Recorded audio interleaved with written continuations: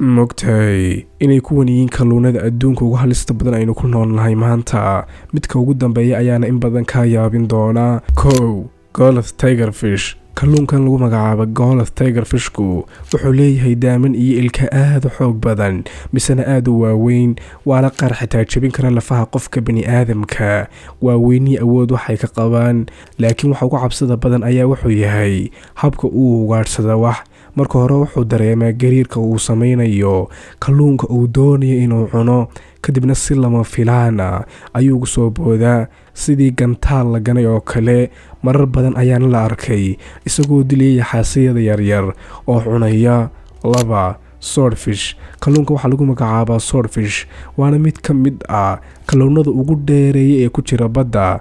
xawaarihiisu wuxuu gaari karaa inta u dhaxaysa 96 kilomitir ilaa 128 kilomitir saacadiiba.